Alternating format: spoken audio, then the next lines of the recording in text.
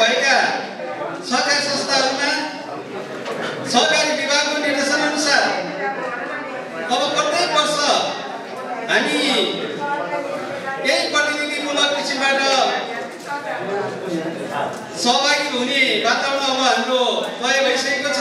दोस्रो सार्क सभामा हामी उपस्थित भएका छौँ। म यो हाम्रो दोस्रो सार्क सभामा उपस्थित हुनुभएका सम्पूर्ण प्रमुख अतिथिहरू, विशिष्ट अतिथिहरू, विशेष अतिथिहरू र अतिथिहरू, सम्पूर्ण सल्लाहकारज्यूहरू, अनुमान तथा मूल्याङ्कन समितिका संयोजक लगायत सम्पूर्ण पदाधिकारीहरू लगायत सम्पूर्ण पूर्वदलज्यूहरू, सम्पूर्ण चाहिँ हाम्रो इकाइ भेलाबाट आउनुभएका प्रतिनिधिहरू, विभिन्न समिति उपसमितिबाट यहाँ उपस्थित हुनुभएका सम्पूर्ण मित्रहरूलाई म हार्दिक दोस्रो सार्क सभामा म हार्दिक स्वागत गर्न चाहन्छु।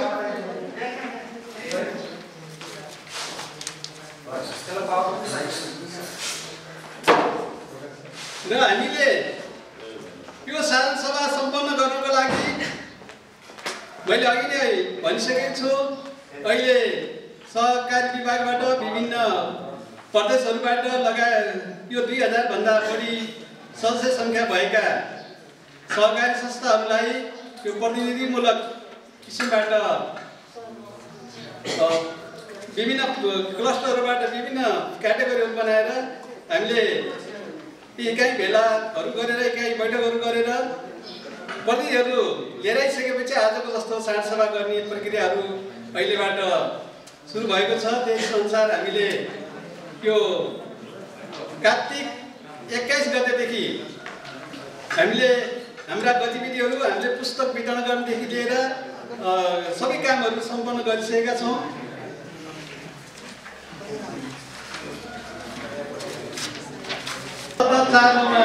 जारी भएको छ। सरकारी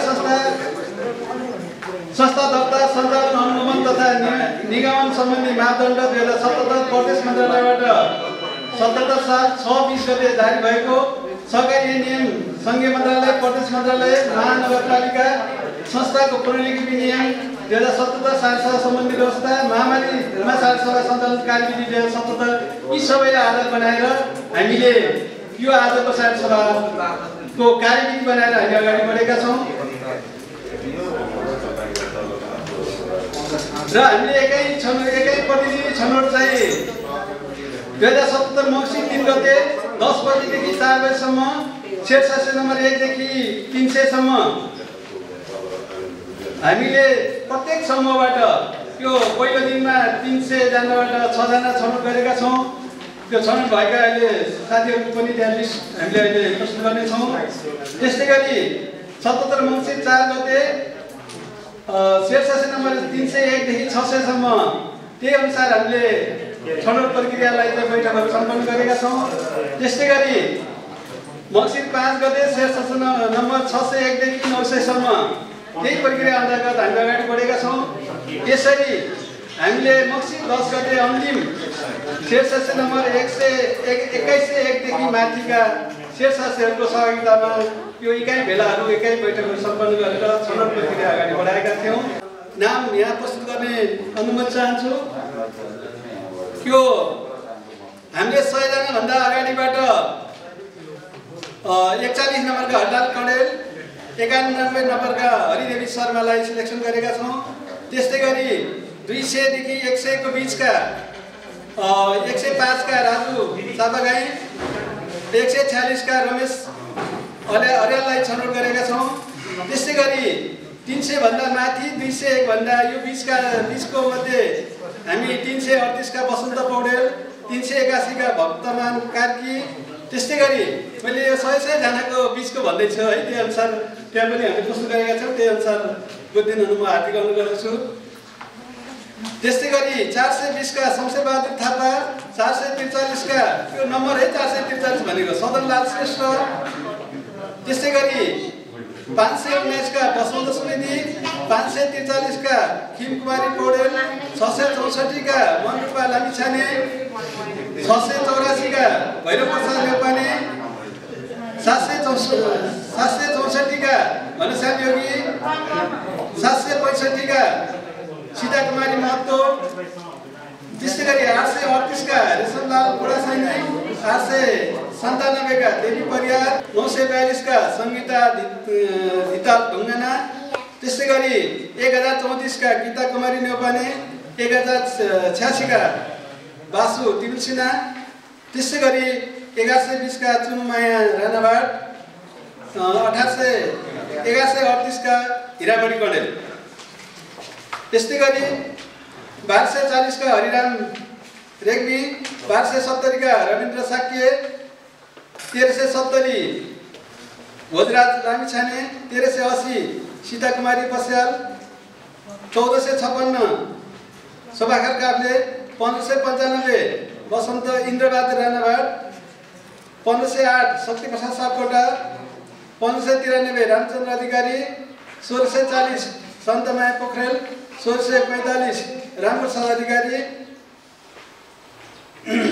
1732 नरबहादुर राणा मगर, 1740 गीता थापा मगर, 1833 शोभाखर सापकोटा, 1893 बच्चुराम भट्टराई, 901 कमलपति सापकोटा, 1950 रामजी प्रसाद धरेल, 2002 अम्बिका प्रसाद भण्डारी, 2049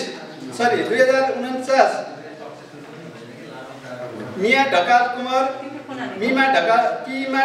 कुमार, 2112 सन्तोष वास्तोला, 2143 चोलाकान्त पोखरेल, 2221 बबिता श्रेष्ठ।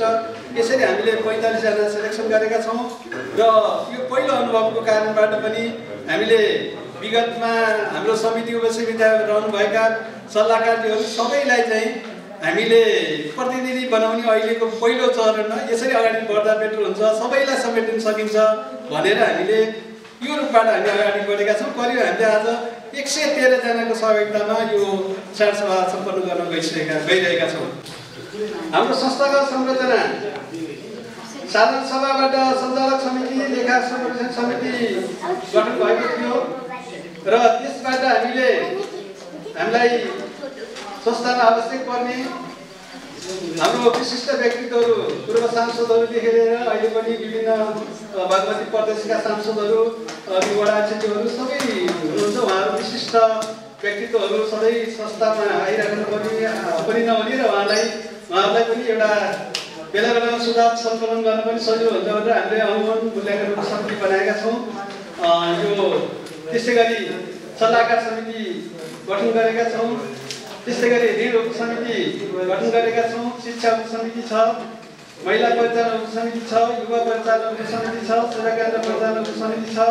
यो हाम्रो संस्थाले केन्द्रीय कार्यालय मालिका भवनबाट हामीले सेवा दिँदै आएका छौँ र चिनारी सेवा केन्द्रको रूपबाट पनि हामीले हाम्रा सदस्यहरूलाई सेवा दिएर अगाडि बढिरहेका छौँ। महिला 8 जना हुनुहुन्छ, पुरुष 1 जना हुनुहुन्छ। सञ्चालक समिति 13 जना रहेको छ र हामी 9 जना पुरुषहरू छौँ र 4 जना महिला साथीहरू हुनुहुन्छ।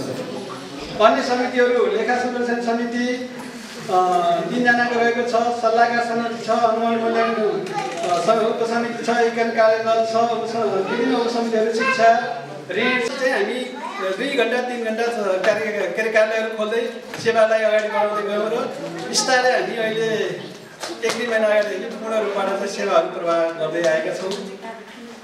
सदस्य सेवामा निरन्तरता कायम गरिएको छ। एकीकरण प्रस्तावका लागि कार्यविधिगत व्यवस्थापन गरिएको छ। यो बिचमा हामीले गरेका मुख्य उपलब्धिहरू यिनै रहेका छन्।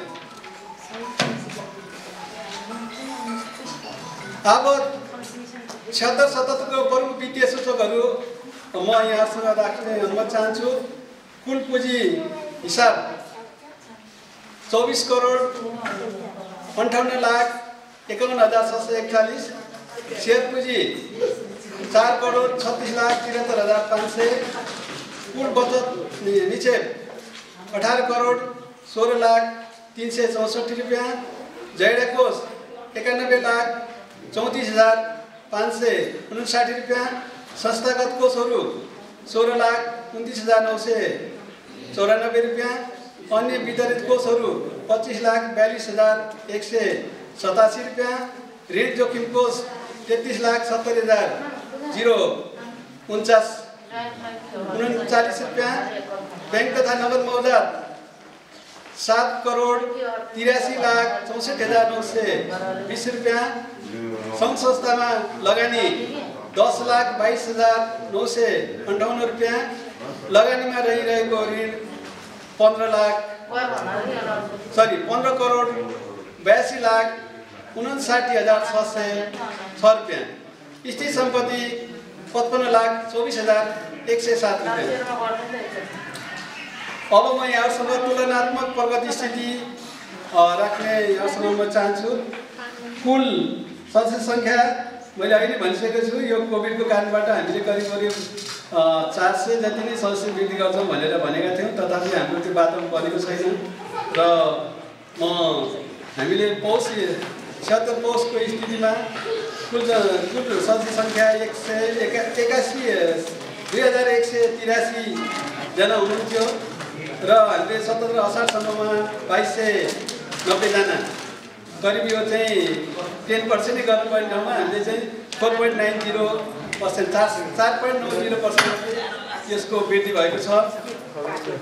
यसमा पनि महिलाहरूको 14.29% वृद्धि भएको छ। पुरुषहरूको त्यो हामीले छोडेर जानुभएको छ। कतिपयले चाहिँ त्यो पहिले डबल दुईवटा संस्थाहरूमा नरहने जुन हल्लाको कारणबाट पनि कतिपय साथीहरू छोडेर जानुभएको छ। सेयर पुँजी यो हाम्रो पुस मसान्तसम्म 4,32,77,800 थियो।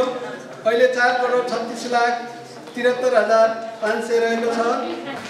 सम्पत्ति सामानहरू 60,63,051 यो पुस मसान्तसम्म रहेको थियो। अहिले 55,24,107 रहेको छ। यो पनि घटेको अवस्था छ 8.89%ले। बचत मुनाफा हामीले पुस मसान्तसम्म 18,40,236 बचत मुनाफा थियो। अहिले चाहिँ 28,89,520 रहेको छ। यो पनि वृद्धि रहेको छ 57.02%। कुल सम्पत्ति 22,80,43,44 रहेको छ। यो पुस मसान्तसम्म 76 सालको। अहिले 77-78 चाहिँ 24,58,51,661 रहेको छ। आगामी वर्षको लागि 77-78 को लागि 21,30,00,000 रुपियाँ हामीले अनुमान गरेका छौँ। नियमित बचत 11,35,00,000 हामीले यो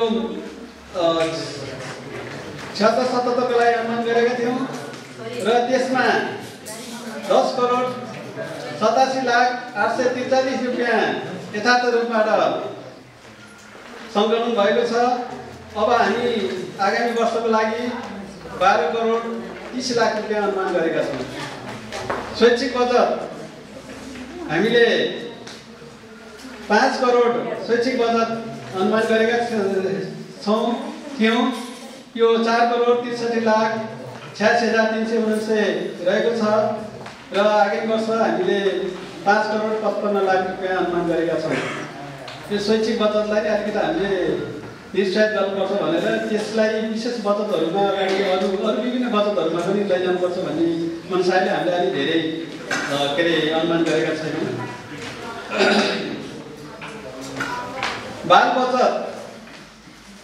बाल बचतको लागि पनि 1,24,00,000 हामीले अनुमान गरेका थियौँ। 1,25,00,000 अनुमान गरेका थियौँ। 1,19,45,791 जम्मा भएको छ। आगामी दिनमा हामीले 1,50,00,000 अनुमान गरेका छौँ। ज्येष्ठ नागरिक बचत 5,50,000 अनुमान गरेका थियौँ। 5,15,600 रुपियाँ यथार्थ रूपमा जम्मा भएको छ। त्यस्तै गरी आगामी वर्ष हामीले ज्येष्ठ नागरिक बचतबाट 10,00,000 अनुमान गरेका छौँ। विशेष बचत यो विशेष बचत पनि अहिले मैले भनिसकेँ। यो शैक्षिक बचतलाई अब यो विशेष बचततिर पनि सङ्कलन गर्ने होइन, हामीले अलिकति क्याटेगोरी पनि छुट्याएको कारणबाट पनि यसलाई हामीले अहिले अलि बढी आकलन गरेका छौँ। विशेष बचत चाहिँ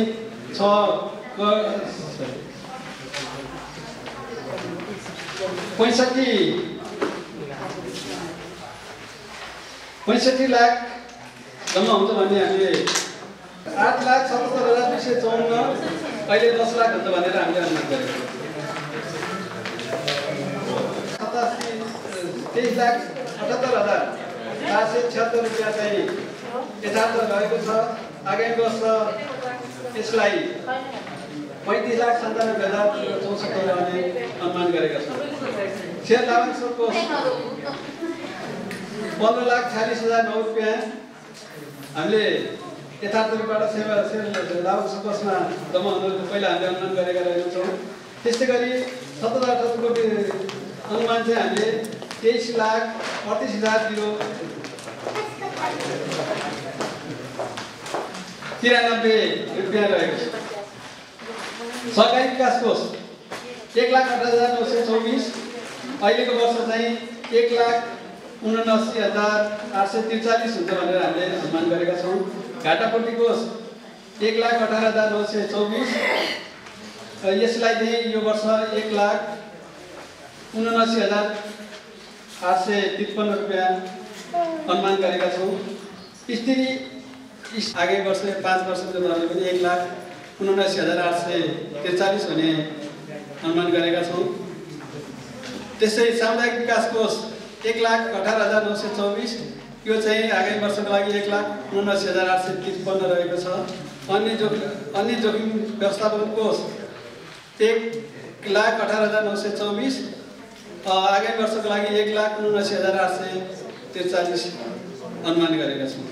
त्यसै गरी कर्मचारी बोनस कोषमा पनि हामीले त्यही 5 वर्षको दरले अनुमान गरेका छौँ 1,18,924 र आगामी वर्षको लागि 1,79,843 अनुमान गरेका छौँ। कोषतर्फको प्रगति स्थिति अनुमान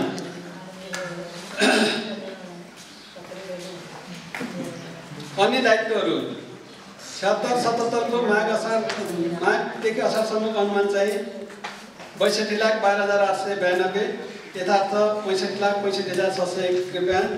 आगामी वर्ष चाहिँ 62,98,000 चाहिँ अनुमान गरेको छ।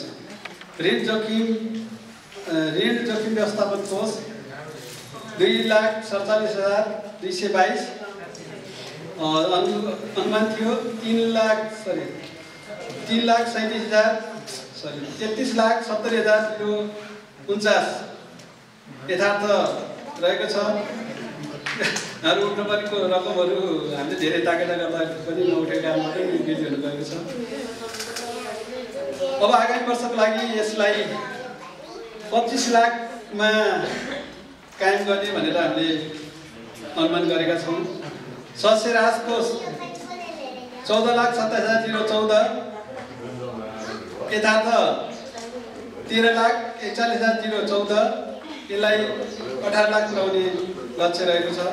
कर्मचारी उपदान कोष 1,76,937 यो नि 1,76,937 रहेको छ। आगामी वर्ष 2,25,000 अनुमान गरिएको छ।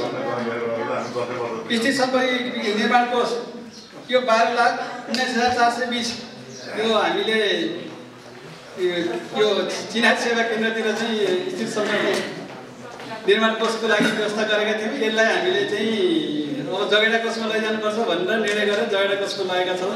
अबदेखि हामीले यो नामबाट आएको पनि जगेडा कोषमै जान्छ। यसलाई हामीले अब चाहिँ जम्मा नगर्ने भन्ने सोच बनाएका छौँ। वित्त व्यवस्थापन खर्च 1,25,89,355 गत आगोको खर्च यति थियो। सालो अनुमान चाहिँ 1,45,00,000 रहेको छ। यो 15.18% बढी छ। कार्यक्रम खर्च 46,96,302 सालो अनुमान 59,90,000 यो पनि 27.5% बढिरहेको छ। कार्य सञ्चालन खर्च 21,21,75,372 रुपियाँ 20,00,000 87,500 त्यो चाहिँ अलिक कम गएको छ। 19,83,598 अहिले त्यो हामीले अलि वृद्धि गरेका छौँ। 24,33,500 22.68 वृद्धि भएको छ। 627 यो गत वर्षको अहिलेको चाहिँ हामीले 2,61,74,382 अहिले गत वर्षको यो अहिलेको वर्षको 3,21,65,000 रहेको छ। यो 22.8% वृद्धि हुने अनुमान गरेका छौँ। 77 वार्षिक कार्ययोजनाहरू कार्यगत संस्थागत कार्यक्रमहरू शेष वृद्धि हालको शेष सङ्ख्या 2290 लाई 410 जना थप गरी 2700 पुर्याउने रहेको छ।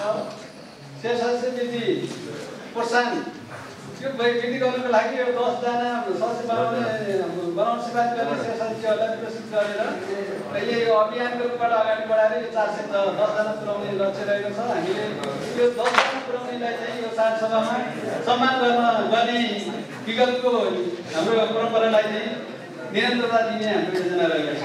संस्थाका अध्यक्ष श्री अमर किरण ढकाल सरलाई म हार्दिक अनुरोध गर्छु। त्यस्तै गरी आजको प्रमुख अतिथिको आसन ग्रहण गरिदिनु हुन बागमती प्रदेशका मान्य घनश्याम दालज्यूलाई म हार्दिक अनुरोध गर्दछु। उहाँ सभापति शिक्षा स्वास्थ्य तथा कृषि समितिको सभापति हुनुहुन्छ। म आसनको लागि विनम्र अनुरोध गर्दछु। त्यस्तै गरी विशिष्ट अतिथिको रूपबाट हामीले भूमि व्यवस्था कृषि तथा सहकारी मन्त्रालयमा पनि पत्राचार गरेका थियौँ। उहाँहरू अहिले विश्व कोभिडको कारणबाट आउन नसक्ने जानकारी गराउनु भएको छ। म यो यहाँलाई जानकारी गराएँ। त्यसै गरी विशेष अतिथिको आसन ग्रहण गरिदिनु हुन वर्तमान महानगरपालिका वडा नम्बर का प्रवक्ता एवं वडा नम्बर 10 का वडा अध्यक्ष आदरणीय श्री अरुण पीडित भण्डारी दाजुलाई म विनम्र अनुरोध गर्दछु। अहिले एकछिन बाहिर जानुपर्छ। त्यसै गरी आसन ग्रहणको लागि हाम्रो चिनारी सेवा केन्द्र 9 नम्बरमा पनि रहेको छ र 9 नम्बरका वर्तमान महानगरपालिका 9 नम्बर वडाका वडा अध्यक्ष श्री हेमलाल कडेलज्यूलाई म हार्दिक अनुरोध गर्छु। त्यस्तै गरी विशेष अतिथिको आसन ग्रहण गरिदिनु हुन श्री सहकारी तथा रोजगार प्रबन्धन शाखा वर्तमान महानगरपालिकाका प्रमुख एवं प्रतिनिधिलाई म हार्दिक अनुरोध गर्दछु। त्यस्तै गरी आसन ग्रहणको लागि जिल्ला सहकारी सङ्घ चितवनका अध्यक्ष हरिप्रसाद पौडेलज्यूलाई म हार्दिक अनुरोध गर्दछु।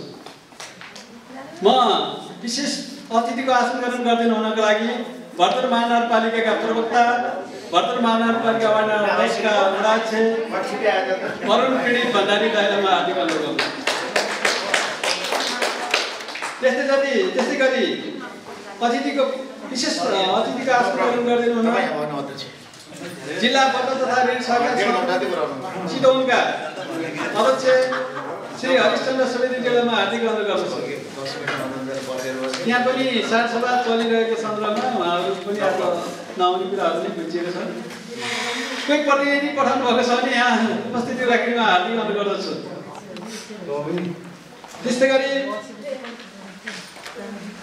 विशेष अतिथिको आसन ग्रहण गर्नको लागि म नेतसुन उपसमिति सदस्य चितवन फिल्ड कार्यालयका उपसमितिका सदस्य श्री दीपक राज खनालज्यूलाई म हार्दिक अनुरोध गर्दछु।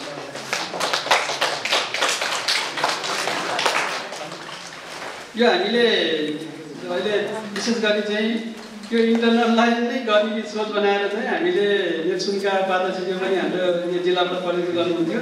हामीले यसो नाम गर्दाखेरि 3 जना 4 जना सबैलाई बोलाउनु पर्ने स्थितिले गर्दाखेरि पनि हामीले हाम्रै इन्टरनलले अगाडि बढाउने सोचले अगाडि बढ्यो। त्यही रूपबाट बुझिदिनु म विनम्र अनुरोध गर्दछु। त्यस्तै गरी अतिथिको आसन ग्रहण गरिदिनु हुन म एकै चितवन साकोस भरतपुर 10 का कार्यदल संयोजक एकीकरण कार्यदल संयोजक श्री दीपक बाबु नेपालज्यूलाई अनुरोध गर्दछु।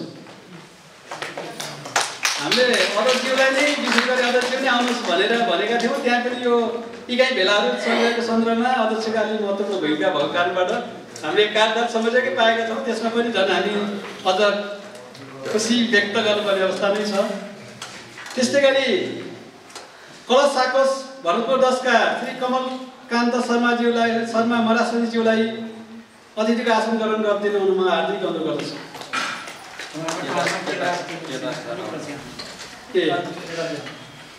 प्रतिनिधित्व गर्दै केदार तिमिल सिन्हा सरलाई म आसन ग्रहणको लागि हार्दिक अनुरोध गर्दछु। त्यस्तै गरी अतिथिको आसन ग्रहण गरिदिनु हुन म विनोद खन्दा तिमिल सिन्हा हाम्रो सल्लाहकार संयोजक हुनुहुन्छ विनम्र अनुरोध गर्दछु। त्यस्तै गरी अतिथिको आसन ग्रहण गरिदिनु हुन हाम्रो एकीकरण कार्यदलका संयोजक श्री लक्ष्मी प्रसाद उपाध्यायज्यूलाई म हार्दिक अनुरोध गर्दछु।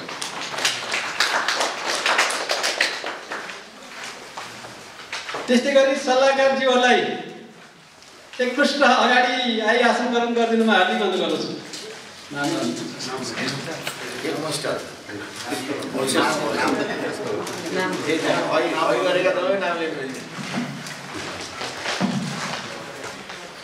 सल्लाहकारज्यूहरूलाई म अगाडि नै अब हाम्रो अलिक ठाउँहरू पनि रहेको कारणबाट सल्लाहकार सदस्य श्री बलराम जीसी सरलाई म आसन गर्नको लागि हार्दिक अनुरोध गर्दछु। त्यसै गरी अगाडि आएर अगाडि आउनुहोस्, कृपया अगाडि आउनुहोस्। त्यस्तै गरी सल्लाहकार सदस्य श्री मुरली राज भट्टज्यूलाई पनि आसनको लागि म हार्दिक अनुरोध गर्दछु। त्यसै गरी हाम्रो सल्लाहकार सदस्य महेन्द्र काब्रे बाहिर हुनुहुन्छ। त्यसै गरी सल्लाहकार सदस्य डाक्टर कृष्ण सागर शर्मा सरलाई पनि म आसन गर्नको लागि हार्दिक अनुरोध गर्दछु।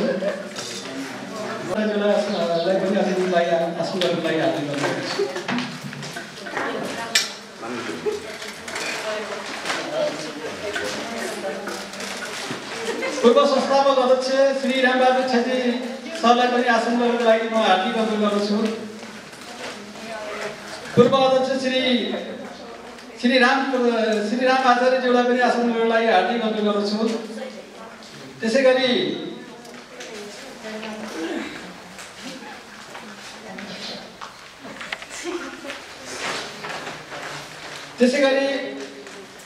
देवसुन चितवन फिल्ड कार्यालय नारायणगढबाट श्री एम कला सुनेरीज्यूलाई पनि आसन गर्नको लागि म हार्दिक अनुरोध गर्दछु। अगाडि आइदिनुहोस्। सम्पूर्ण लेखा संयोजक ढाकानाथ पौडेलज्यूलाई पनि आसन गर्नको लागि हार्दिक अनुरोध गर्दछु। अगाडि आएर संस्थाका उपाध्यक्ष कोषाध्यक्ष सहसचिवज्यूलाई पनि ठाउँ टिकेसम्म अगाडि आएर आसन गर्नको लागि हार्दिक अनुरोध गर्दछु। ठाउँ पुगेसम्म मात्रै सम्पूर्ण सञ्चालकज्यूहरूलाई पनि यथा स्थानमा आसन गर्नको लागि म हार्दिक अनुरोध गर्दछु। अनि विभिन्न समिति उपसमितिका संयोजकहरू सदस्यज्यूहरूलाई पनि यथास्थानमा आसन ग्रहणको लागि म हार्दिक अनुरोध गर्दछु। सम्पूर्ण इकाइ बैठकहरूबाट प्रतिनिधित्व गरी छनौट भई आउनुभएका सम्पूर्ण प्रतिनिधिहरूलाई पनि यथास्थानमा आसन ग्रहणको लागि हार्दिक अनुरोध गर्दछु। व्यवस्थापकज्यूहरू कर्मचारीज्यूहरूलाई पनि आसनको लागि हार्दिक अनुरोध गर्दछु। त्यस्तै गरी हामीले यो डकुमेन्टहरू छायाङ्कन गर्नको लागि कालिका टिभीलाई अनुरोध गरेका छौँ। म बहिनीलाई आसन गर्नको लागि हार्दिक अनुरोध गर्दछु।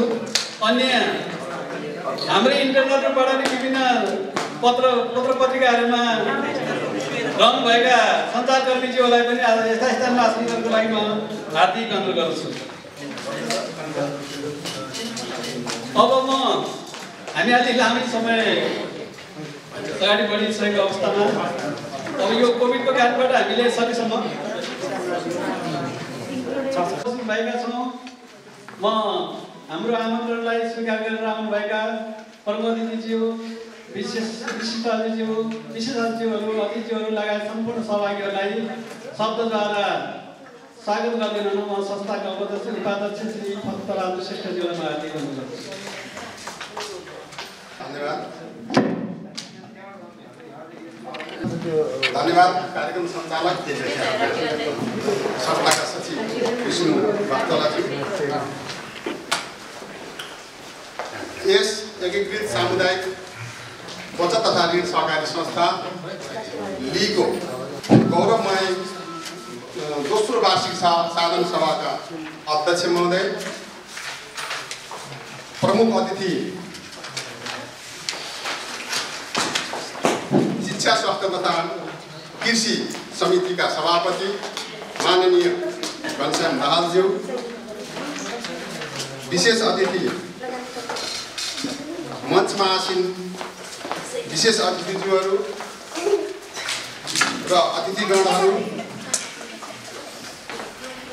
सल्लाहकार संयोजकज्यू, निवर्तमान अध्यक्षज्यू, संस्थाका पूर्व अध्यक्षज्यूहरू, एकीकरण कार्यदलका संयोजकज्यू लगायत सदस्यज्यूहरू, सल्लाहकार समितिका सदस्यज्यूहरू, संस्थाका सञ्चालक समितिका पदाधिकारीज्यूहरू र सदस्य साथीहरू, लेखा सुपरिवेक्षण समितिका संयोजकज्यू लगायत सदस्य मित्रहरू, अनुगमन मूल्याङ्कन उपसमितिका संयोजक लगायत सदस्य साथीहरू, शेयर सदस्यहरूको प्रतिनिधित्व गर्दै इकाइ बैठकबाट चयन हुनुभएका प्रतिनिधिज्यूहरू, सञ्चारकर्मी मित्रहरू र संस्थामा कार्यरत कर्मचारी साथीहरू, सर्वप्रथम म मेरो व्यक्तिगत तर्फबाट र संस्थाको तर्फबाट यहाँहरूलाई हार्दिकतापूर्वक स्वागत गर्न चाहन्छु। स्वागतम स्वागतम सुस्वागतम। महानुभावहरू, मुलुकमा महामारीको रूपमा फैलिएको कोभिड-19 र त्यसले सिर्जना गरेको विषम परिस्थितिको कारणले विगतमा झैँ हामीले हाम्रो साधन सभालाई भौतिक रूपमा सबै शेयर सदस्यहरूलाई एकै ठाउँमा उपस्थित गराएर साधन सभा गर्न असमर्थ रह्यौँ।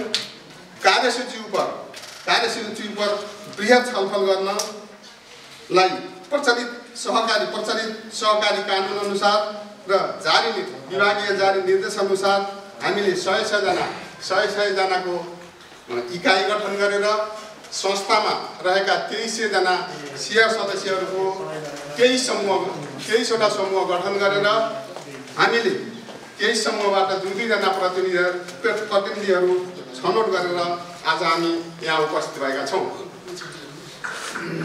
अध्यक्ष महोदय, उपस्थित महानुभावहरू, कोभिड-19 को कारण सम्पूर्ण उद्योग धन्दा, कल कारखाना, व्यापार व्यवसाय लगायत सम्पूर्ण क्षेत्र वर्ग समुदायमा व्यापक असर पुर्याइरहेको र त्यसको प्रत्यक्ष प्रभाव हाम्रो संस्थामा पनि पर्न गएको कारणले गर्दा संस्थाले लक्षित प्रगति हासिल गर्न सकेन। तथापि यहाँहरूको साथ सहयोग र राय सुझाव मुताबिक हामीले दैनिक कार्यालय सञ्चालनका लागि हामीले निरन्तरता दिने प्रयत्न गरेका छौँ र संस्थाबाट दिने सेवा सुविधाहरूलाई पनि हामीले निरन्तरता दिएका छौँ। चालु वार्षिक साधन सभाको महत्त्वपूर्ण कार्यसूची मध्ये संस्था एकीकरण सम्बन्धी प्रस्ताव पनि एक रहेको छ। एकीकरण रहर भन्दा पनि बाध्यता हुन गएको बेहोरा म यहाँहरू समक्ष निवेदन गर्न चाहन्छु। एकीकरण सहकारीमा एउटा सहकारीमा कम्तीमा 5000 जना शेयर सदस्यहरू हुनै पर्ने र एउटा वडामा एउटा भन्दा सहकारी सञ्चालनमा नरहने र एक सहकारी एक सदस्यको नियम लागू हुने अवस्थामा रहेको कारणले गर्दा हामीलाई संस्था एकीकरण गर्न बाध्यता आइलागेको छ। तसर्थ यो संस्था एकीकरण प्रस्ताव छलफल र निर्णयार्थ हामीले यहाँ प्रस्तुत गर्न गइरहेका छौँ। यहाँहरूको महत्त्वपूर्ण राय सुझाव र ऐतिहासिक निर्णयले यो एकीकरण प्रस्तावलाई यहाँहरूले अनुमोदन गरिदिनु हुनेछ भन्ने आशा एवं विश्वास मैले लिएको छु। अन्तमा चालु साधन सभालाई महत्त्वपूर्ण राय सुझाव दिनको निमित्त उपस्थित हुनुभएका प्रमुख अतिथिज्यू लगायत मञ्चमा आसीन सम्पूर्ण अतिथिज्यूहरूलाई र यहाँ उपस्थित सहभागी सम्पूर्ण प्रतिनिधिज्यूहरूलाई पुनः हार्दिक स्वागत अभिनन्दन गर्दै म यहाँहरूबाट बिदा चाहन्छु। हस्त धन्यवाद, नमस्कार। प्रमुख अतिथिज्यू, विशिष्ट अतिथिहरू लगायत सम्पूर्ण अतिथिज्यूहरूलाई खादा तथा फुलगुच्छाहरू अर्पण गरी सम्मान गरिदिनु हुन म संस्थाका सञ्चालकहरू शान्ति श्रेष्ठ, भारती भट्टराई म्याडमलाई म हार्दिक अनुरोध गर्छु। हामीले राष्ट्रिय गान गाएर कार्यक्रमलाई अगाडि बढाउने कार्यक्रम रहेको छ। म व्यवस्थापकहरूलाई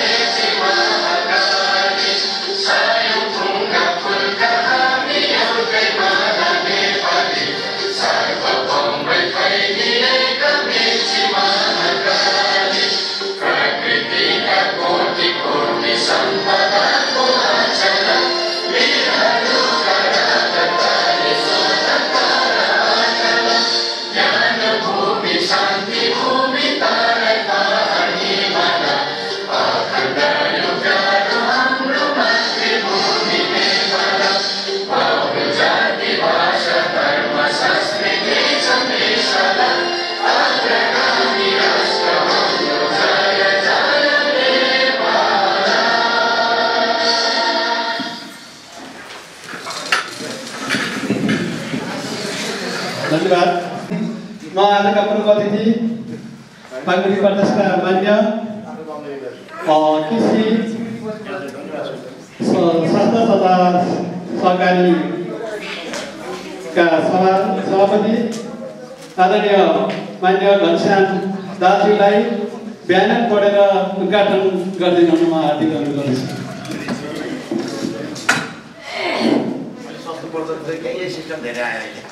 एकीकृत सामुदायिक बचत तथा ऋण सहकारी संस्था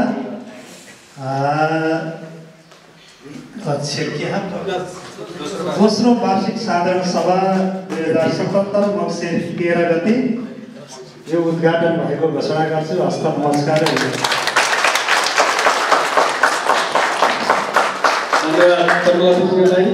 यो उद्घाटन कार्यक्रमको लागि र हामी अब कार्यक्रमलाई यो 3 घण्टामा सक्ने योजना रहेको कार्यक्रम भएको कारणबाट पनि म कार्यक्रमतर्फै अगाडि बढाउने यहाँ अवसर म अनुमति चाहन्छु।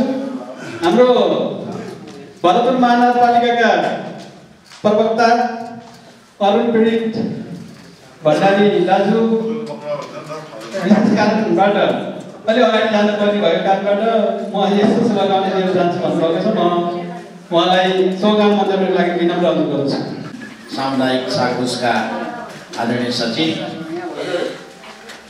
विष्णु प्रसाद वास्तवराई, हामी सङ्कट अवस्थामा पनि छौँ। अलि आफूले चाहेको जस्तो गर्न सकेका पनि छैनौँ र सक्ने अवस्था पनि छैन।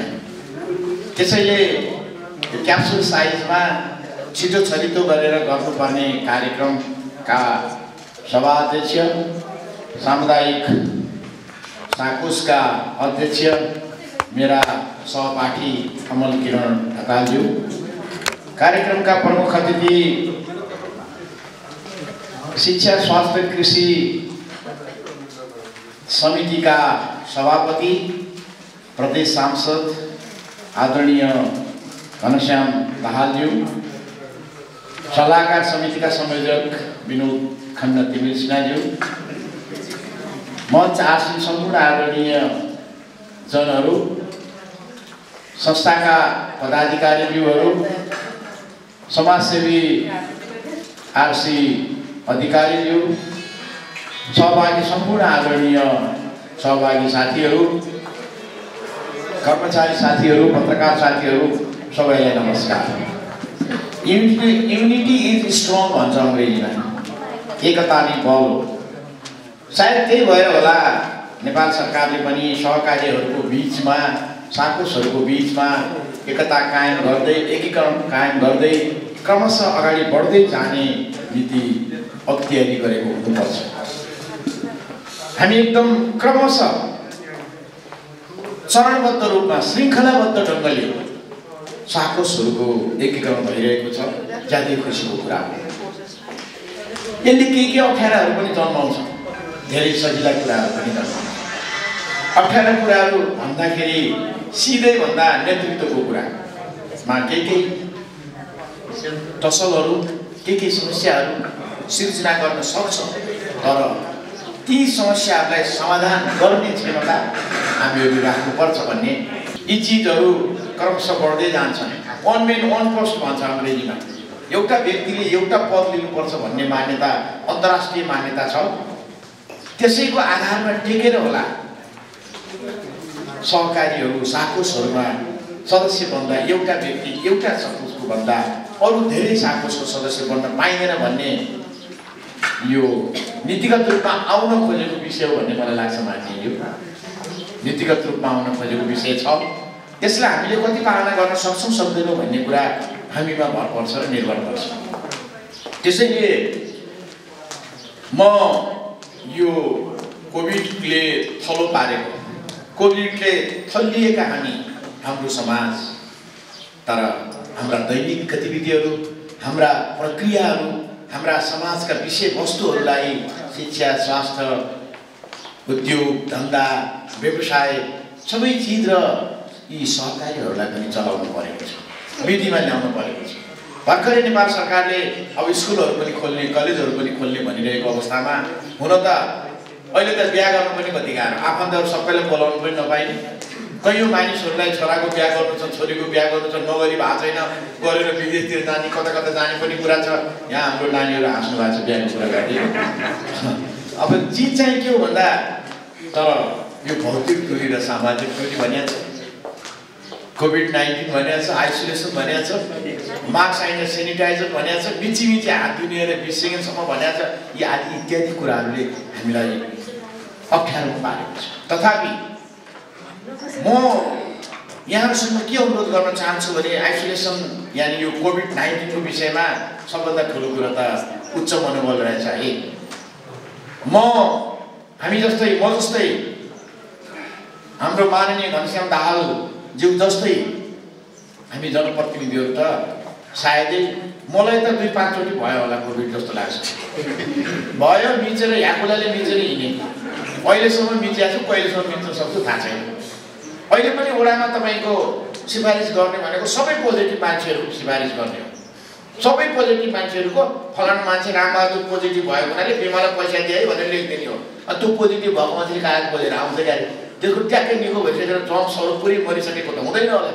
त्यसैले हामी लडिरहेका छौँ समाजको लागि, जनताको लागि, देशको लागि, मुलुकको लागि र मातृभूमिको लागि।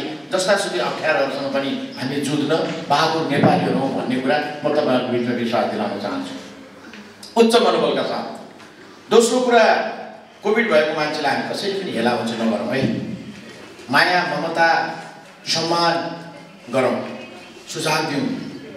दोस्रो कुरा। तेस्रो कुरा, कोभिड भयो भने रामबाण जस्तो रहेछ यो आयुर्वेदिक पद्धति।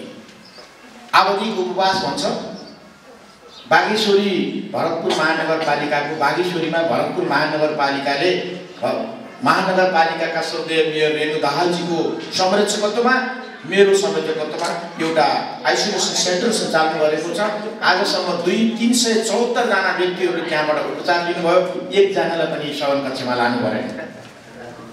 यो खुसीको कुरा कि हामी आयुर्वेदिक पद्धतिबाट उपचार गरायौँ भने कोभिडलाई जित्न सकिने रहेछ भन्ने कुरा यसले पुष्टि गरेको छ। हामीले आफ्नो भविष्य त आफै बनाउने हो। मेरो कपाल सेतो छ तर मेरो कपाललाई कालो बनाउने मैले हो। थाई कालो त बनाउन सक्दिनँ नि। कालो लाग्यो भने 15 दिनमा गइहाल्छ, 15-20 दिनमा जान्छ। अहिले फेरि सेतो कपाल बनाउनलाई 7500 लाग्दो रहेछ। कालो कपाल बनाउनलाई जम्मा 250। मेरो कपाल कति महँगो रहेछ। मैले यो किन जोडेको भने हामीले आफ्नो भविष्य आफ्नो काम आफैले गर्ने हो। आफ्नो भविष्य हाम्रै हातमा छ। कोभिडको उपचार गर्ने पनि मेरो शरीरभित्र छ। कोभिडका भाइरसहरू मेरो खाली पेटमा भित्र पस्दै गर्दा मेरो पेटभित्र भएका मेरा मित्र जीवाणुहरूले मेरा दुश्मन शत्रु जीवाणुहरूलाई मार्ने रहेछ। त्यही भएर यो आगतिक उपवासको अर्थ त्यही रहेछ। म छोटकरीमा भारतका पूर्व राष्ट्रपति अब्दुल कलामले भन्नुभएको छ भविष्यको बारेमा। You cannot change your future. You cannot change your future, but you can change your habits. तपाईले तपाईको बानी बेहोरा बदल्न सक्नुहुन्न तर तपाईले तपाईको भविष्य बदल्न सक्नुहुन्न तर तपाईले आफ्नो बानी बेहोरा बदल्न सक्नुहुन्छ। Surely changing your habits it will change your future. तपाईको बदलिएको बानीले तपाईको भविष्य बदलिन सक्छ। हामी समाजमा देखिरहेका छौँ कयौं मानिसहरू चढाया भएर घोप्टो मुन्टो गरेर गल्लीमा सुत्दै गरेर हिँडेका मानिसहरूले आफ्ना बानी बेहोराहरू परिवर्तन गरेर ओम शान्तिमा लागेर यहाँ कोही हुनुहुन्छ अन्यथा नमान्नु। ओम शान्तिले को फलोअप बनेर हिँड्दै गर्दाखेरि उहाँहरूले कति राम्रो बाटो अपनाएर समाज र परिवारलाई खुसी बनाउनु भएको हाम्रै अगाडि ज्वलन्त उदाहरणहरू छन्। मैले यति भन्दै सबैको उज्जवल भविष्यको कामना गर्न चाहे। कोही कतै पनि कोभिडबाट नडराउँ, हिम्मतका साथ अगाडि बढौँ, उच्च मनोबलका साथ अगाडि बढौँ। हामीले आफ्ना सोचेका कामहरू सबै अगाडि बढाउन सक्नेछौँ। शुभ भाव व्यक्त गर्दै पहिलो पटक नै बोल्न दिनुभएको आयोजक साथीहरूलाई पनि धन्यवाद दिँदै तपाईहरूले चाहेको विषयहरू सफलताको चुलीहरू चुन्दै जाउँ भन्ने शुभकामना व्यक्त गर्दै यहाँहरूबाट ओझेल पर्ने अनुमति चाहन्छु। धन्यवाद, नमस्कार, जय सरकार। प्रतिनिधिहरू विभिन्न छनौट पार गर्दै आउनुभएका प्रतिनिधिहरूको तर्फबाट शुभकामना मन्तव्य राख्ने कार्यक्रम रहेको छ। म यसको लागि हाम्रो संस्थाका कि पूर्व सल्लाहकार बौद्धिक व्यक्तित्व हरदेवी शर्मा म्याडमलाई म हार्दिक अनुरोध गर्छु।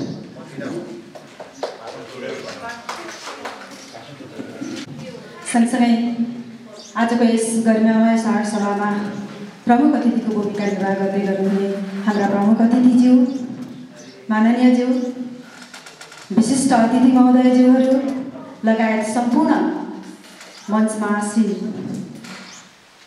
अतिथि महोदय सँगै यस संस्थाका पदाधिकारी महोदयज्यूहरू र आजको यस प्रतिनिधिमूलक साझा सभाकामा प्रतिनिधित्व गर्नुहुने सम्पूर्ण साधारण सदस्यज्यूहरूमा हार्दिक नमन व्यक्त गर्दै यो साधारण सभा सहकारी सुरु भएदेखि नै जब एकीकृत हुनुभन्दा अगाडि जब चिनारी साकोस र छुट्टै मालिका साकोसको रूपमा रहँदै गर्दा आफ्नो आफ्नो साधारण सभामा छुट्टै उल्लासका साथ मनाइने गरिएको थियो र आज यो छोटो र साह्रै थोरै प्रतिनिधि मात्रै रहेको साधारण सभा हेर्दाखेरि र हामी यो साधारण सभामा रहँदै गर्दाखेरि हामीलाई के अनुभूत हुन गयो भने हामी त साँच्चै नै हाम्रो यो अहिलेको यो परिवेशलाई जुत्दै र हाम्रो यो गर्नै पर्ने कार्यक्रमलाई अगाडि बढाउँदै गइरहेका छौँ भन्ने हामीले अनुभूति गरिरहेका छौँ। र रह्यो यो सामुदायिक सहकारी जब हामी एकीकृत भएर अगाडि बढ्यौँ, हामी कुनै दुईटा सहकारी मध्ये सदस्यहरू रहँदै गर्दा 2200 समथिङ अघि मैले हाम्रो रिपोर्टमा पनि देखेको थिएँ 2200 समथिङ हामी सदस्यहरू पुगिसकेका रहेछौँ र आउँदो वर्षमा 470 जना बढाउने गरेर 2700 भन्दा माथि सदस्यहरू पुर्याउने हाम्रो लक्ष्य पनि रहेछ।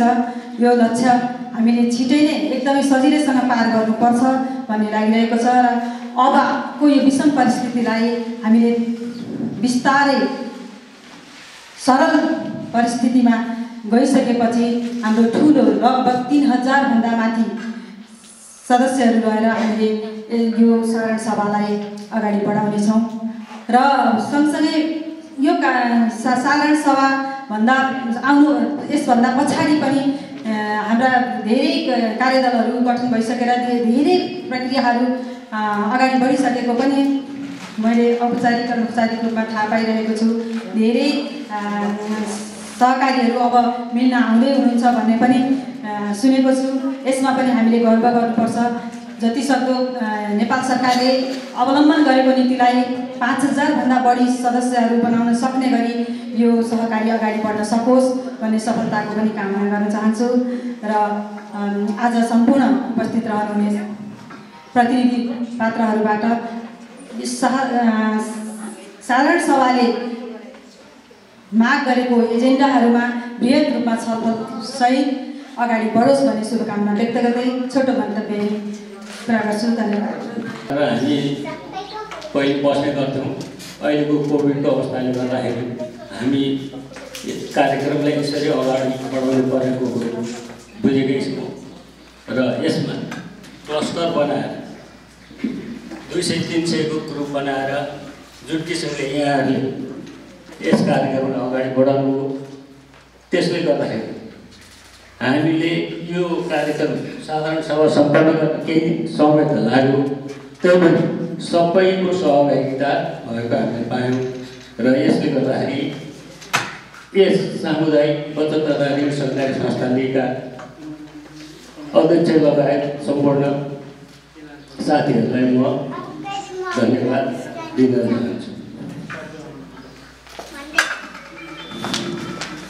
अझै यो संस्था अझ अगाडि जाने र अरू 2-3वटा संस्थाहरू पनि गाभिँदै जाने हुँदा अब अहिले 2300 को जुन हाम्रो सङ्ख्या छ त्यसमा बढेर भोलि 3000सम्म पुग्न जाँदा यही कोभिडकै अवस्था रह्यो भने यो कार्यक्रमहरू अझ हप्ता दिन 15 दिनसम्म लम्ब्याउनु पर्ने अवस्था आउँछ। यसमा पनि हामीले अहिले नै विचार गर्नुपर्ने हुन्छ र भोलि के गरी कोभिडको अवस्था हटेर गएर हामीले 2-3 को भेला गर्न पनि धेरै नै मुस्किल पर्छ र यो कुराहरू पनि अहिलेदेखि नै हामीले मनन गरेर जानुपर्छ। अर्को कुरो सरकारले धेरै सहकारी संस्थाहरू एकीकृत गर्दै लाने भनेर त कुरो त गरेको छ तर एउटा कुरो के छ भने हरेक सहकारी संस्थाहरूले आफ्नो उद्देश्य लिएर अगाडि बढेका हुन्छन्। कसैको उद्योग सम्बन्धी उद्देश्य होला, कसैको कृषि सम्बन्धी होला, कसैको विद्युत सम्बन्धी होला तर एकीकृत गर्दाखेरि संस्थाहरूको बिचको उद्देश्य एकै ठाउँमा मिल्छ कि मिल्दैन यो कुरो पनि हेर्नु जरुरी देखिन्छ। किनभने आफ्नो केही अब साधारण नियमअनुसार त 25 जनाको नागरिकता राख्यो भने एउटा सहकारी बनाउनु पाइन्छ त 25 जनाको एउटा उद्देश्य होला नि त। जस्तो यातायातकै सम्बन्धी सहकारी गर्यो भने उसको यातायात सम्बन्धी होला। त्यसकारणले यी उद्देश्यहरू पनि मिल्नुपर्ने आवश्यकता देखिन्छ र सहकारी पहिले जुन कृषि सम्बन्धी सहकारी हामीले पाउँथ्यौँ त्यसमा चाहिँ कृषकहरूकै लागि चाहिँ मल बिउको व्यवस्था गरिदिने, उनीहरूकै औजारहरूको लागि व्यवस्था गरिदिने, उनीहरूलाई चाहिने आवश्यक सामानहरू नुन चिनी तेलको बिजनेस गर्ने त्यस्तो सहकारीहरू हुन्थ्यो। तर अब अहिले आएर के भने धेरैजसो संस्थाहरू खालि पैसाको कारोबार गर्ने र पैसा जम्मा गर्ने, कलेक्सन गर्ने, त्यसपछि त्यसबाट अनि जसले चाहिन्छ उसले आफ्नो किसिमले बिजनेस व्यवहार गर्न सहकारीबाट पैसा लाने यस्तो किसिमको सहकारीहरूको व्यवस्था अहिले फरक आएको देखिन्छ। धन्यवाद। एकीकृत सामुदायिक बचत तथा ऋण सहकारी संस्था गरिमामय दोस्रो साधारण सभाका सभापति महोदय, प्रमुख अतिथिज्यू, ड्यासमा आसीन विशिष्ट अतिथिगण र उपस्थित सम्पूर्ण महानुभावहरू, वास्तवमा परिस्थितिजन्य घटनाक्रमले अहिले यो परिस्थितिमा हामी आइपुगेका छौँ। 2200 जना सेयर सदस्यहरू करिब 80-100 जनाभित्र चाहिँ आएर चाहिँ साधारण सभा सम्पन्न गर्ने परिस्थिति आएको छ। यद्यपि 1000 भन्दा बढी सेयर सदस्यहरू भएको सङ्घ संस्थामा यस्तो विषम परिस्थिति नआए पनि प्रतिनिधिमूलक रूपमा चाहिँ गर्ने प्रावधान पहिले नै राज्यले चाहिँ त्यो किसिमको छुट पनि दिएको थियो। यसरी गर्दा फाइदा बेफाइदा आफ्ना ठाउँमा होलान्। यद्यपि सबैको भावना पनि बुझ्न पाउने अधिकतम अब लगभग अन्य किसिमको साधारण सभामा पछिल्लो चरणमा गइसक्दा यति उपस्थिति पनि हुने परिस्थिति पनि नभएको परिस्थितिहरू पनि सिर्जना भएको थियो। कम्तीमा यति प्रतिनिधिमूलक सदस्यहरू भएर छलफल गर्न पाउँदा अर्को एउटा अवसरको रूपमा पनि मैले यहाँ देखेको छु। र अहिलेको परिस्थिति भनेको विषम परिस्थितिमा सञ्चालक समितिले भए गरेका क्रियाकलापहरूमा सेयर सदस्यहरूले चाहिँ आफ्ना जिज्ञासाहरू राख्ने, सुझावहरू राख्ने मुख्य गरेर त्यो दिन यो चाहिँ विशेष दिन हो। भाषण धेरै गर्नुभन्दा पनि मैले नेप्सनको तर्फबाट पनि भन्नुभयो, अब नेप्सनको तर्फबाट र मेरो व्यक्तिगत तर्फबाट पनि यस आजको साधारण सभाको सफलताको कामना गर्दछु। र आजको विशेष गरेर आजको साधारण सभामा अन्य वित्तीय विवरणहरू पनि विषम परिस्थितिले गर्दाखेरि हामीले सोचे बमोजिम नभए तापनि हामीले नजरअन्दाज गर्नुपर्ने परिस्थिति पनि छ। र जहाँसम्म यो वित्तीय विवरणहरू छ, पल्स एनालाइसिसका कुराहरू छन्, त्यसमा यो कारोबारको कारणले गर्दाखेरि पनि थोरै हामीले सोचे जस्तो नहुन सक्छ। त्यसलाई आगामी वर्षमा सुधारको रूपमा हामीले पक्कै पनि लिएर जानेछौँ। र यहाँ यो अलिकति यो अनुमानित आय विवरण अथवा यो कार्ययोजनामा चाहिँ विशेष गरेर यहाँ एकातिर एकीकरणको कुरा पनि आएको छ, एकातिर 470 जना सदस्यको अनुमानित वृद्धि पनि राखिएको छ। त्यसमा सदस्य यहाँ प्रतिनिधिज्यूहरूले के बुझिदिनु होला भने एकीकरणको प्रस्ताव हामीले पास नगरेसम्म हामीले चाहिँ यो एकलौटी रूपमै कार्ययोजना पेश गर्नुपर्ने हुने कारणले गर्दाखेरि सञ्चालक समितिले त्यो किसिमबाट चाहिँ पेश गरेको मैले अनुरोध गर्न चाहन्छु मैले बुझेसम्म। र एकीकरण चाहिँ अघि नै भने जस्तो एकीकरणको आवश्यकता पनि भयो र एकीकरण प्रस्तावमा केही विवादहरू अथवा जिज्ञासाहरू आएका पनि छन्। यद्यपि हामीले गत वर्ष एउटा एकीकरण कार्यदल पनि बनेको थियो, यहाँहरूकै साधारण सभाको म्यान्डेटबाट एउटा कार्यदल पनि बनेको थियो। हामीलाई के पनि सजिलो भयो भने हामीले 2-3 वर्ष अगाडि चाहिँ एकीकरण गर्ने भनेर सर्वसम्मत निर्णय गरेकै सदस्य संस्था हाम्रो पार्टनर चाहिँ हामीसँग एकीकरणको लागि अगाडि आएको हुनाले पक्कै पनि यहाँले एकीकरणको प्रस्ताव चाहिँ सर्वसम्मत रूपमा ताली बजाएर चाहिँ पास गरिदिनुहुन्छ भन्ने चाहिँ मलाई विश्वास छ। र अहिलेको परिस्थितिमा चाहे राज्यले होस् चाहे हाम्रो छात्र सङ्गठनहरूले होस् नेप्सनले होस् एकीकरणलाई प्रश्रय दिएको परिस्थिति छ। एकीकरणको विषयमा नबुझ्नु भएको यहाँहरू पक्कै पनि कोही पनि हुनुहुन्न। तसर्थ अब धेरै समय लिनभन्दा पनि आफूले लागेका जिज्ञासाहरू राय सल्लाह सुझावसहित अझ धेरै 15 दिन लगाएर चाहिँ सञ्चालक समितिले धेरै दुःख गरेर चाहिँ कामहरू गरिरहेको छ। यहाँहरू सम्पूर्णले चाहिँ यो पास गरिदिनुहुन्छ भन्ने आशाका साथ पुनः यो दोस्रो वार्षिक साधारण सभाको सफलताको कामना गर्दछु। हस् धन्यवाद। एकीकृत सामुदायिक 75 ऋण सहकारी संस्थाको दोस्रो वार्षिक साधारण सभाको अध्यक्षता गरिरहेका आदरणीय अध्यक्षज्यू र यस कार्यक्रमको यस दोस्रो वार्षिक साधारण सभाको गौरव बढाइदिन आफ्ना व्यस्तताका बावजुद उपस्थित हुनुभएका प्रमुख अतिथिज्यू आदरणीय माननीय घनश्याम दाहालज्यू र ड्यासमा आसीन अतिथिज्यूहरू र सञ्चालक समितिका पदाधिकारीज्यूहरू, सल्लाहकार संयोजक लगायत सल्लाहकार समितिका साथीहरू, एकीकरण कार्यदलका संयोजक लगायत एकीकरण कार्यदलका साथीहरू र विभिन्न उपसमितिका संयोजक लगायत साथीहरू र पत्रकार मित्रहरू र यो संस्थालाई आफ्नो दिलो ज्यानले आजसम्म ल्याइपुर्याउन विभिन्न किसिमको भूमिका खेल्ने सम्पूर्ण सेयर सदस्यहरू, कर्मचारी भाइ बहिनीहरू, साथै यो कार्यक्रमलाई अझ गरिमामय बनाउन र यो कार्यक्रमले भावी कार्यक्रम कसरी अगाडि बढाउँछ त्यहाँको महत्त्वपूर्ण सुझाव र सल्लाह दिई भावी रणनीतिक योजनाहरू, एकीकरणका शर्त तथा कार्यविधिहरू, एकीकरण सम्बन्धी अवधारणा पत्रहरू, यी विभिन्न विषयहरूमा छलफल गरेर पास गर्नलाई उपस्थित हुनुभएका 23वटा इकाइ भेला मार्फत चुनिने भएका आदरणीय सम्पूर्ण प्रतिनिधि साथीहरूमा एकीकृत चितवन बचत तथा ऋण सहकारी संस्थाको तर्फबाट र एकीकृत त्यस संस्थाको एकीकरण कार्यदलको संयोजकको तर्फबाट म यहाँहरूलाई सहकारी अभिवादन टक्राउँदछु।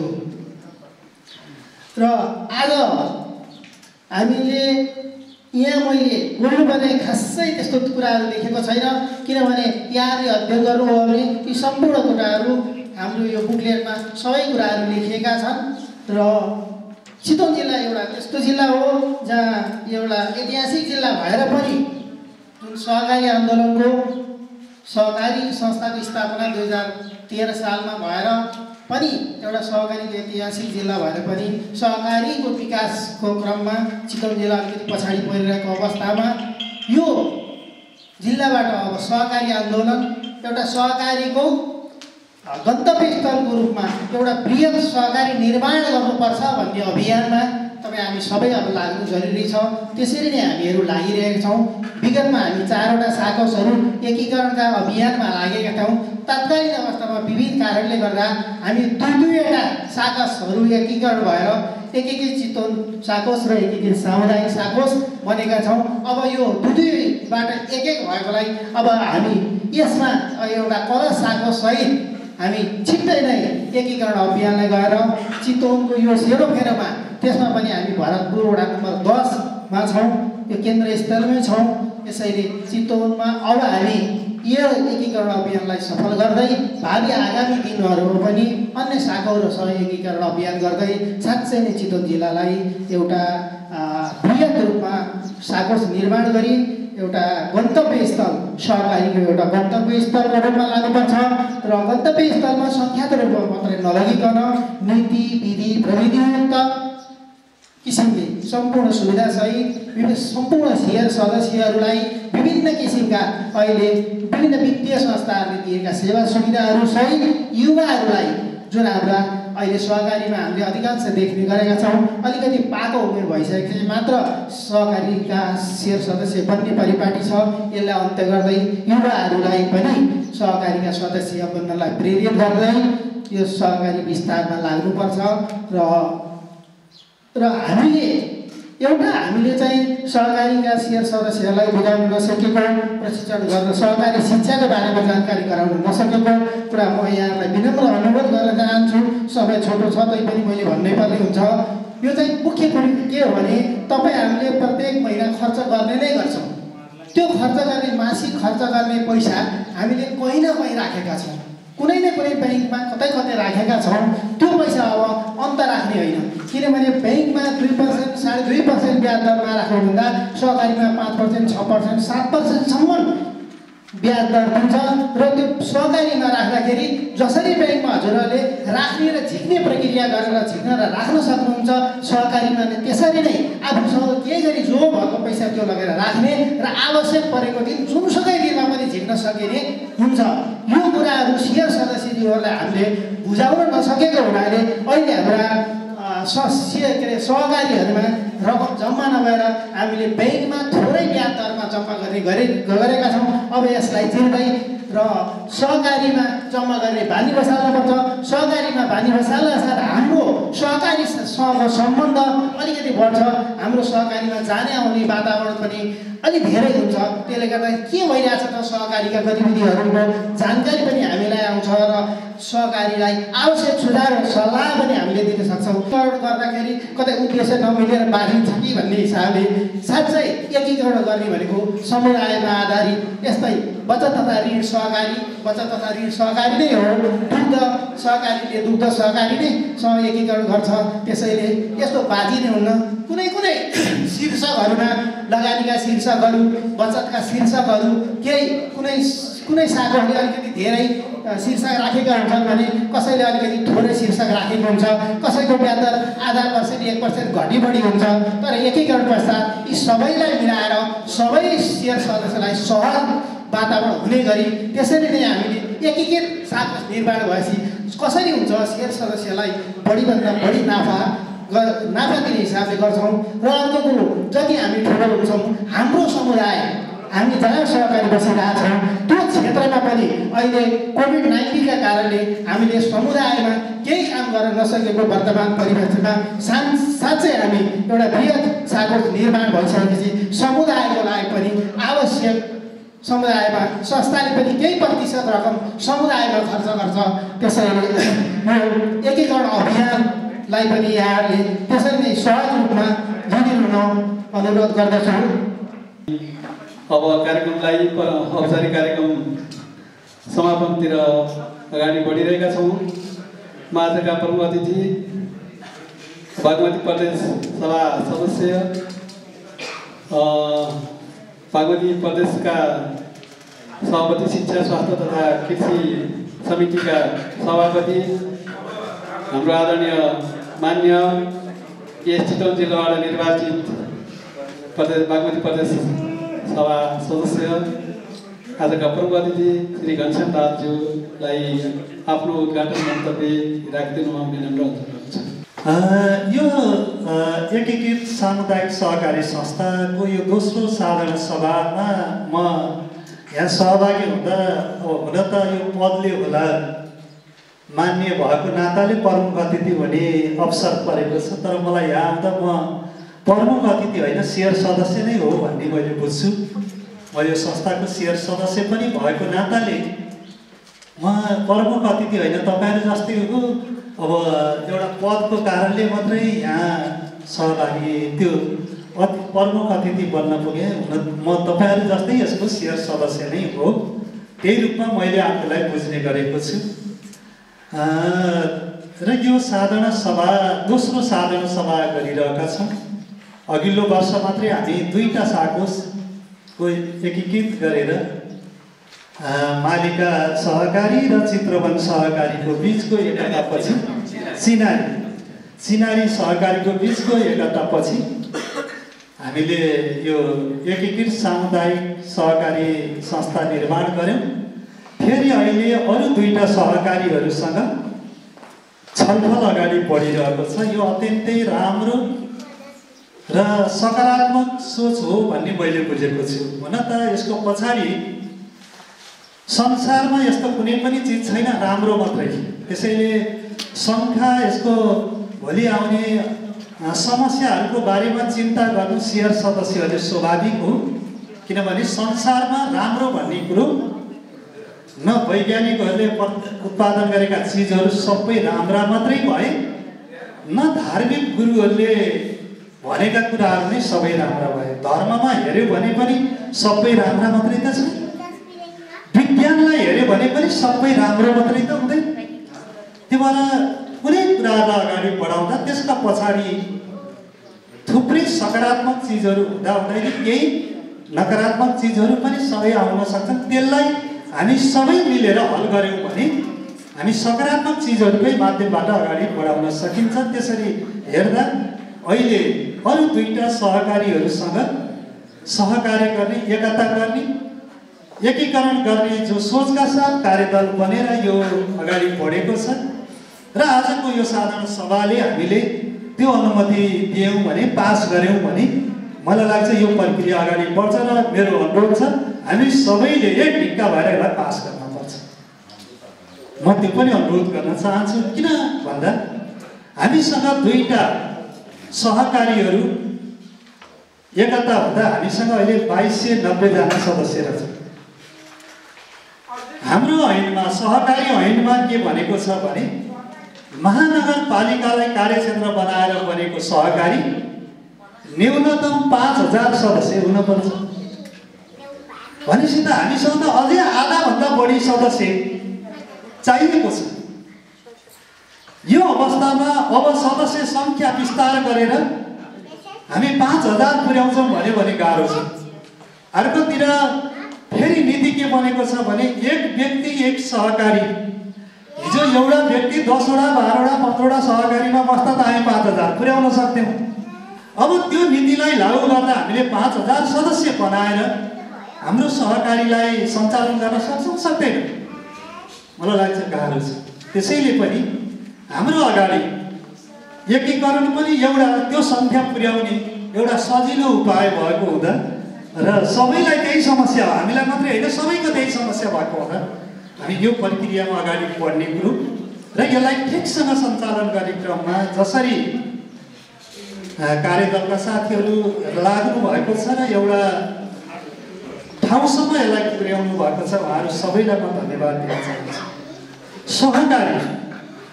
सहकारी भनेको अहिले उठेको पनि थियो, सबै सहकारीहरूको बिचमा एकता हुँदैन, एकीकरण हुँदैन। उद्देश्य मिल्ने सहकारीहरूको बिचको एकीकरण, बचत तथा ऋण सहकारीहरूको एकीकरण हुन्छ। कृषि सहकारी एउटा वडामा एउटा गठन गर्न पाइन्छ, त्यहाँ सदस्य सङ्ख्या यति 25-30 जना भएपछि पुग्छ, त्योभन्दा बढी जति बनाएर हुन्छ एउटा वडामा एउटा कृषि सहकारी। विशिष्ट सहकारीहरू हुन्छन्, कुनै उद्देश्यको लागि कुनै उद्योग सञ्चालन गर्न पर्यो अथवा केही गर्न पर्यो, त्यहाँ विशिष्ट सहकारीहरू हुन्छन्। अथवा कतिपय कर्मचारीहरूको बिचमा मात्रै सहकारी हुन्छ, त्यो तपाईँ 5000 सदस्यहरूको कर्मचारीहरूको सहकारी भन्यो भने बन्छ त? भन्दैन। ती विशिष्ट सहकारीहरू हुन्, तिनीहरूको सङ्ख्या त्यति पुर्याउन पनि पर्दैन र थोरै सङ्ख्यामा पनि ती सञ्चालन हुन्छन्। तर जुन बचत तथा ऋण सहकारीहरू छन् तिनीहरूको मुख्य उद्देश्य पनि त्यही हो, काम पनि त्यही गरिरहेछ भने त्यस्ता सहकारीहरू एउटा व्यक्ति एउटा सहकारी र एउटा सहकारी न्यूनतम 500 सदस्य, के अरे 5000 सदस्य, त्यो महानगरपालिकामा, नगरपालिकामा थोरै छ, गाउँपालिकामा थोरै छ। यो रूपमा यो पोलिसी यो नीति ऐनमा व्यवस्था भएर आइसकेपछि सबैतिर सहकारीहरू निर्माण एकीकरण गर्ने कामहरू अगाडि बढेको छ। नभए धमाधम सहकारीहरू खोल्ने प्रतिस्पर्धा चलिरहेको थियो, त्यसलाई पनि रोकौँ। यसले अर्को एउटा विकृति ल्यायो। सहकारीहरू जुन उद्देश्यका साथ हामीले खोल्यौँ, हामीसँग भएको सानो पुँजी, थोरै पुँजीले केही गर्न नसक्दा सबैबाट जम्मा भएको पैसा त्यसलाई कम ब्याजमा लिने र त्यसपछि केही न केही पेसा व्यवसाय अथवा केही न केही आफ्ना दैनिक समस्याहरू हल गर्ने क्रममा त्यसले रोजगारीसँग जोड्न सकियोस् भन्ने उद्देश्यका साथ यी सहकारीहरू गठन भए। तर पछिल्लो चरण आउँदा सहकारीहरू त्यो समस्या समाधान होइन, 8-10 वडामा बस्ने, एक ठाउँ ऋण लिने, अर्को ठाउँ तिर्ने, अनि 1-2 महिनापछि 1 वर्षपछि फेरि त्यहाँबाट अर्को ठाउँ ऋण लिने, यता ल्याएर तिर्ने गर्दै गर्दा न आफ्नो समस्या हल हुने, न पारिवारिक समस्या हल हुने, न ऋण तिर्न सकिने। यो अवस्थामा सहकारीहरू पुग्न थालिसकेपछि यसलाई अलिकति व्यवस्थित गरौँ भन्ने सोचका साथ यो योजना अगाडि आएको हो। सहकारीहरूमा जम्मा भएको पैसा राष्ट्रिय गौरवका ती आयोजनाहरूमा हामीले लगानी गर्न पाउने हो भने हामी त्यहाँबाट आउने मुनाफाले हाम्रो घर खर्च चलाउन सक्ने, हाम्रो जीवनमा केही न केही परिवर्तन त गर्न सक्थ्यौँ। यो खालको नीति बन्यो तर कार्यान्वयन हुन सकिरहेको छैन। अब सबैको जोड यतातिर हुनुपर्छ भन्ने छ। हामी सबैको छलफल बहस अब सहकारीहरूले जसरी सरकारले 3 खम्बे अर्थनीतिको कुरो त गरेको छ, सार्वजनिक भनेको सरकारी लगानी, निजी व्यक्ति अलि सम्पन्नशाली व्यक्तिहरूको लगानी र सहकारीको लगानी, सहकारी 3 खम्बे अर्थनीतिलाई हामीले ठिकसँग कार्यान्वयन गर्न सक्ने हो भने मलाई लाग्छ हामी यो सहकारीको माध्यमबाट समाजको रूपान्तरणको लागि र हाम्रो जीवनलाई परिवर्तन गर्नको लागि धेरै नै महत्त्वपूर्ण काम गर्न सकिन्छ। धेरै ठुलो रकम अहिलेसम्म आइपुग्दा त राज्यले, सरकारले, सङ्घीय सरकारले वर्षमा पेश गर्ने आय व्यय भन्दा यहाँ बढी पैसा छ जस्तो लाग्छ। त्योभन्दा धेरै ठुलो रकम छ सहकारीहरू। तर त्यो पैसा परिचालन गर्ने अझै पनि व्यवस्थित सोच नबन्दा हामीले न त्यो पैसालाई ठिकसँग परिचालन गर्न सकेका छौँ, न राज्यले उन्नति नै गर्न सकेका छ। अहिलेसम्म हाम्रा सोचहरू भनेको विदेशीहरूसँग ऋण माग्ने अनि त्यहीबाट गर्ने, केही गर्न पर्यो भने हाम्रै स्रोत साधनलाई परिचालन गर्ने काममा हाम्रो कहीँ न कहीँ ध्यान दिएको छैन। त्यतातिर पनि हामीले पनि छलफल गरिरहेका छौँ र सबैतिरबाट यो छलफल चल्यो भने मलाई लाग्छ हामी त्यहाँ अझ सजिलो होला भन्ने पनि म यो विषय यहाँ राख्न चाहन्छु। र अर्कोतिर सहकारीहरू सञ्चालन हुँदा कतिपय ठाउँमा सहकारीहरू डुबेका पनि छन्। यसलाई पनि रोक्नको लागि खास गरिकन सहकारी सञ्चालन गर्दा आइपर्ने समस्यालाई हल गर्न ऐनमा अलिक कडै नियम बनाएको छ। हामी मान्छेहरू नेपालीहरू धेरै बाठा छौँ।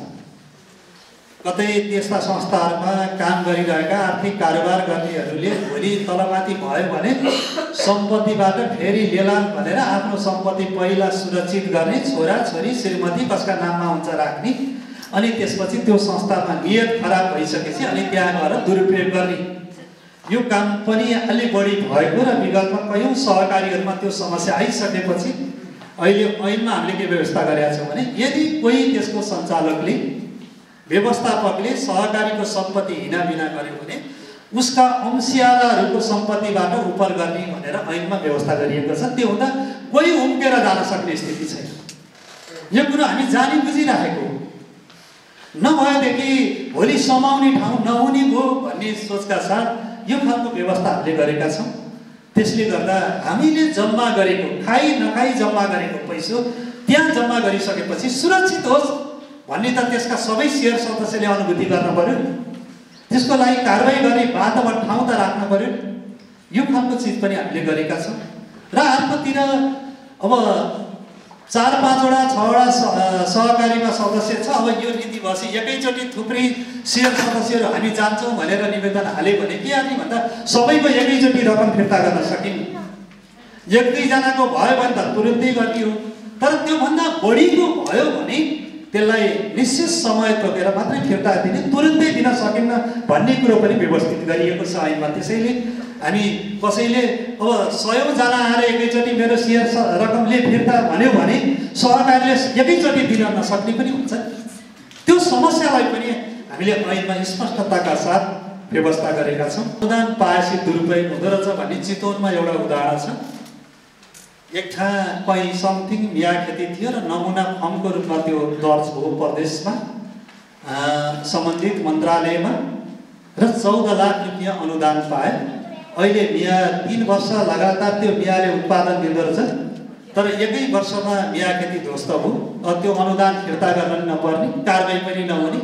अब त्यो मान्छेले अर्को फेरि डाइगन खेती गर्छु र फेरि अनुदान खान्छु भन्ने छ। त्यसैले अनुदान पहुँच हुनेले पाउने, आम जनताले नपाउने र अनुदान दुरुपयोग पनि हुने हुँदा हामीले भन्यौँ अनुदान होइन, अब जनताले म केही गर्छु भन्यो भने सफ्ट लोनको व्यवस्था गर्न पर्यो, बिना ब्याजमा ऋणको व्यवस्था गर्न पर्यो।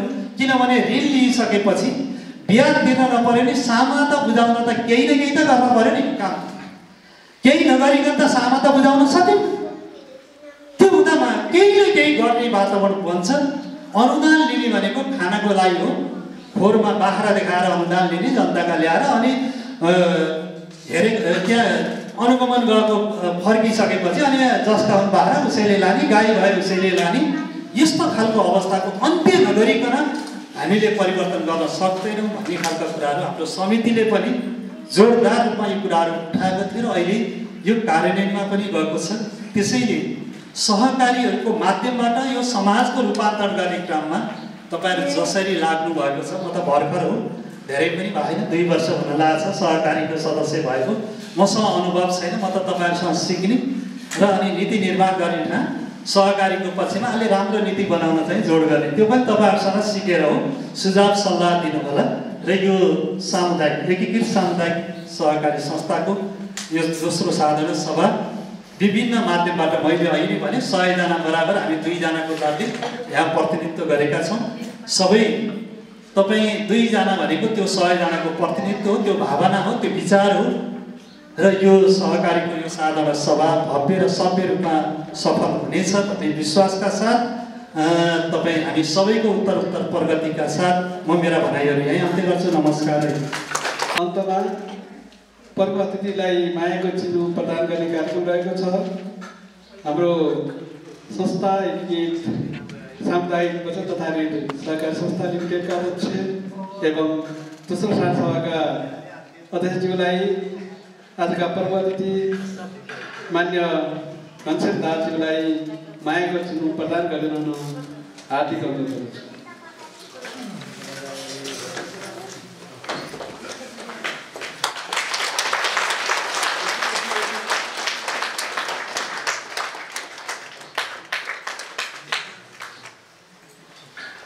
नमस्कार सबै। आफ्नो केही भनाइसहित समापन गर्दै हुन हाम्रो एकीकृत सामुदायिक बचत तथा ऋण सहकारी संस्था लिमिटेडका अध्यक्ष एवं दोस्रो साधारण सभाका अध्यक्षज्यूलाई आफ्नो भनाइसहित पहिलो सत्रको समापन गर्दै हुनुमा हार्दिक अनुरोध गर्दछु। सचिवज्यू,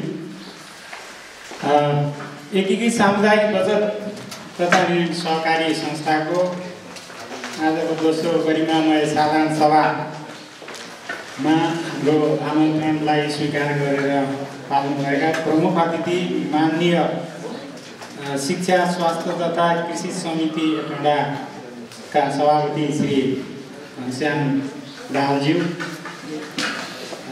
यस कार्यक्रममा उपस्थित रहनुभएका विशेष अतिथिज्यू, महानगरका प्रवक्ता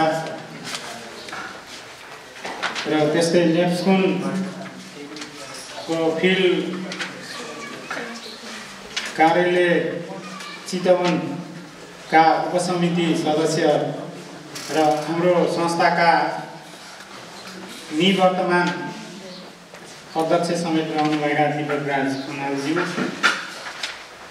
यस कार्यक्रममा उपस्थित रहनुभएका हाम्रा सहकर्मी एकीकृत चितवन साकोस र त्यस्तै कलश साकोसबाट प्रतिनिधित्व गर्नुहुने सहकारी संस्थाका कार्यदल संयोजकज्यू र त्यस्तै हाम्रो संस्थाका कार्यदल संयोजक, एकीकरण कार्यदल संयोजक र सल्लाहकार संयोजकज्यू, लेखा समितिका सुपरिवेक्षकज्यू, सल्लाहकारज्यूहरू र अन्य कार्यदल सदस्यज्यूहरू र त्यस्तै हाम्रो संस्थाको निवर्तमान तथा पूर्व अध्यक्षज्यूहरू र सञ्चालक समितिका उपाध्यक्षज्यू लगायत सम्पूर्ण पदाधिकारीज्यूहरू र त्यस्तै नेप्सकुनको फिल्ड कार्यालय चितवनबाट प्रतिनिधित्व गर्नुहुने एक कला सुवेदीज्यू र यस गरिमामय सभामा प्रतिनिधित्व गर्नुहुने साधारण सभाका प्रतिनिधिज्यूहरू, व्यवस्थापक तथा अन्य कर्मचारी मित्रहरू र यहाँ उपस्थित सञ्चारकर्मी तथा महिला तथा सज्जनवृन्द सबैमा म सर्वप्रथम आजको यस संस्थाको गरिमामय दोस्रो वार्षिक साधारण सभामा संस्थाको तर्फबाट सबैलाई हार्दिक स्वागत गर्न चाहन्छु। र हाम्रो यो साधारण सभा विगतको भन्दा भिन्न परिस्थितिमा र एउटा नौलो अभ्यास समेत सहकारिताको इतिहासमा एउटा नौलो अभ्यास समेत रहेको छ। हुन त यो संस्थाको साविक संस्था स्थापना भएको 22-23 वर्ष भइसकेको छ। त त्यस अवधिमा विगतदेखिका हाम्रा उपलब्धिहरूलाई जगेर्ना गर्दै यो संस्थालाई चाहिँ एउटा नयाँ उचाइमा लैजाने क्रममा पहिलो चरणको एकीकरण गएको मार्च 16 गते साधारण सभा मार्फत भएको थियो भने दोस्रो त्योभन्दा पनि बृहत एकीकरण र भर्खरै हाम्रा प्रमुख अतिथिज्यू लगायत विशिष्ट अतिथिज्यूहरू विशेष अतिथिज्यूहरूबाट आफ्नो मन्तव्यको क्रममा राख्नुभए जस्तै यो भरतपुर महानगरपालिकाको हाकिमचौक एउटा प्रशासनिक केन्द्र समेत रहेको र 5000 सदस्यतर्फ उन्मुख भएर यसलाई चाहिँ एउटा स्तरीकरण नेप्सुनका स्तरीकरण तर्फ लैजाने र सदस्यहरूका सबै खालका वित्तीय समस्याहरू समाधान गर्ने र सेयर पुँजी र बचतको साथसाथै सामाजिक रूपान्तरण